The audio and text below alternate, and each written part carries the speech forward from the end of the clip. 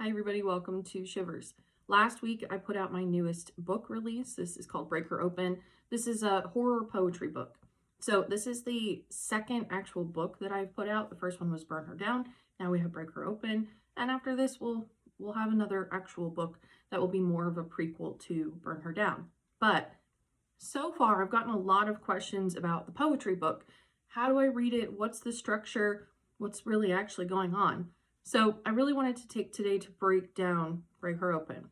So kind of going from the concept, back earlier in 2025, all of my family is in Pennsylvania. So I really wanted to plan on moving back there to start setting some of those seeds, put my house on the market and started cleaning up my home.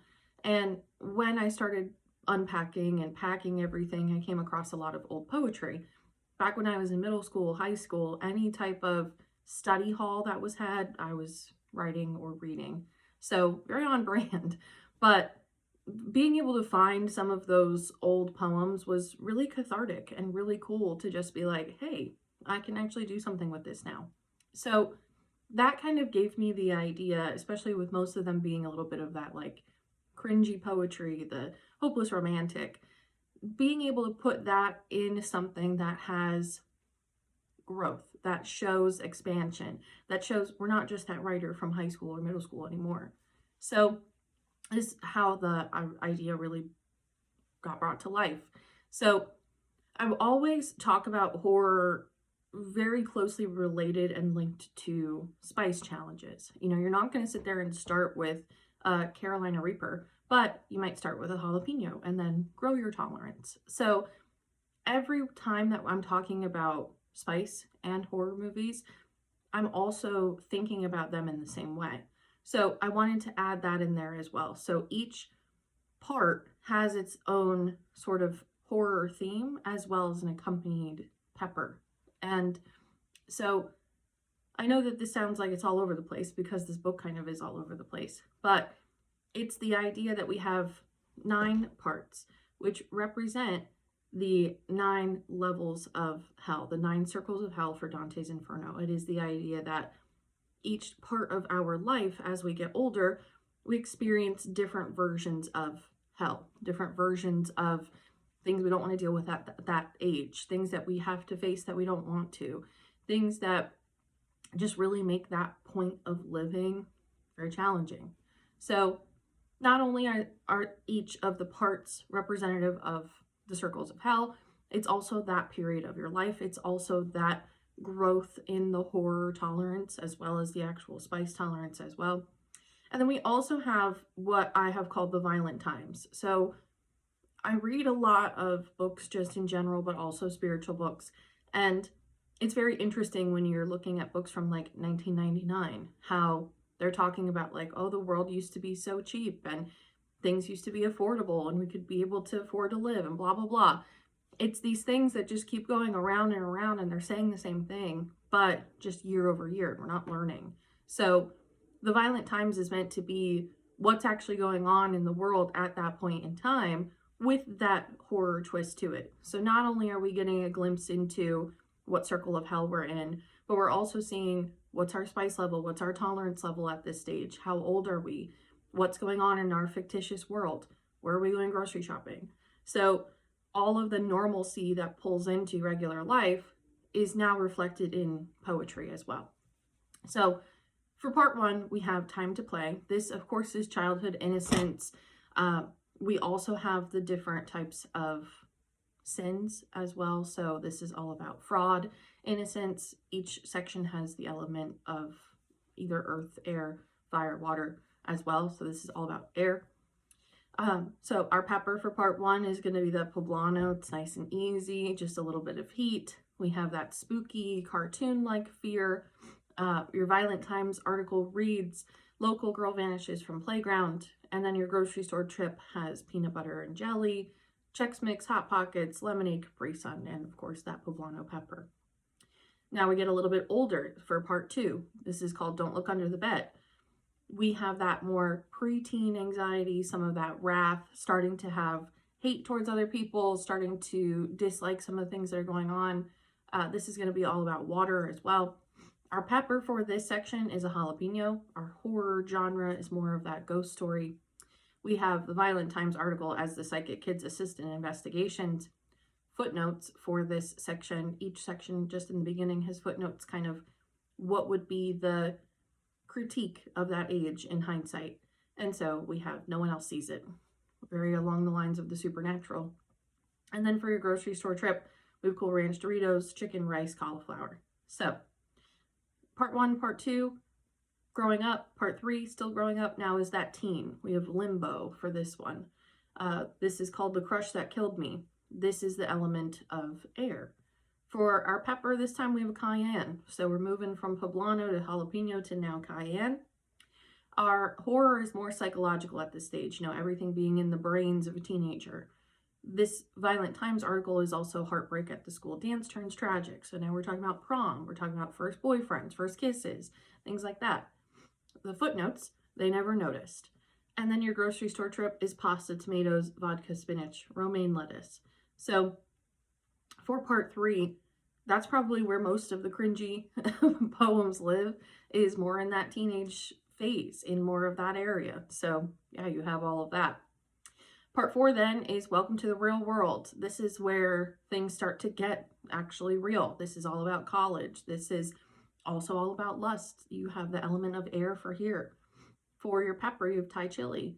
For horror, this is more of that slasher. Now we're getting into stereotypical horror movies at this age. The Violent Times article reads mental health needs at a university. Footnotes, you should have known better. And then your grocery store trip is ramen, lipstick, pizza rolls, and condoms. After we're through with college, now we move on to post-grad gluttony for part 5. This is adapt, gulp, or be devoured.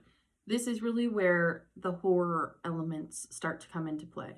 It's a distaste for the world. It's a distaste for what are these systems that I've followed the rules for all this time up until now, and now I'm loose, and now what?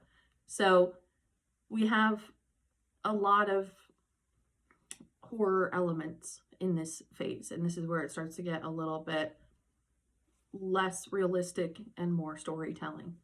So for our pepper, we have a habanero.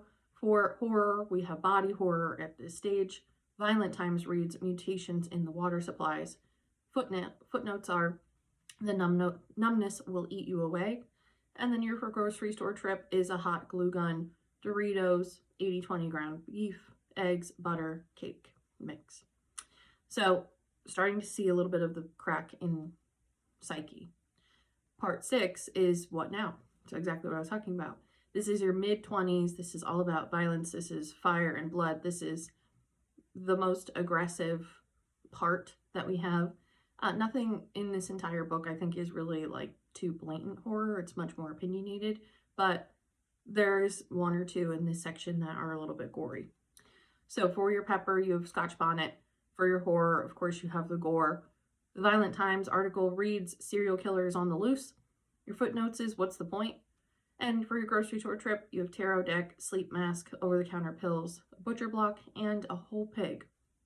So after your mid-20s, then you move on to adulthood. And then this is really where the whole thing gets crazy. So part 7 is called The Fun House. This is all about absurdity. This is the idea that not only is the world not what I expected it to be, but all of these people are playing pretend. When is everybody going to wake up? When is everybody going to realize what's actually going on here? So part 7 is the Fun House. So this is adulthood, treachery turned into power. We have the element of water. Our pepper is a ghost pepper. Our horror genre is more of that cursed mind, fractured mind. You have the Violent Times article that says curse strikes entire town. Your footnotes, was it really just karma? And then for your grocery store trip, we have black salt, white face paint, chicken wing dip, and tequila. So a little bit on that clown side of things as well for the Fun House. Again, just think absurdity, For part 8, this is called You Can Have It All. So this is more of the present nature a little bit. This is all about greed. This is all about earth. You have the Carolina Reaper as your pepper. The horror genre is going to be more folksy, a little bit of that cosmic horror. Think more video game-esque. You have Violent Times article reading Colt Found in Woods. Footnotes, you're no longer small. And then your grocery store trip is wine, a toe tag, a map of the local forest, and pita chips. And then part 9, this is the ending. This is hopefully the future. This is called The Bloom. This is all about hearsay, peace, waking up. Your element is fire. Burn her down. You break her open and burn her down. For your pepper, you have Pepper X. You know, the spiciest pepper that is in existence at this point in time. One level later than the Carolina Reaper. Your horror is more haunting beauty, but from the perspective of dread. Violent Times reads, woman returns from the other side. Your footnotes, there's more to go. And for your grocery store trip, you have seeds, milk, journal, cauliflower, broccoli, and fresh flowers. So this is going to be a really interesting dive, hopefully, for you. This was really fun to write. This was very interesting to put together. I really love the end result. I think that this works really well if you read the whole thing together, because you can see the very slow descent into madness.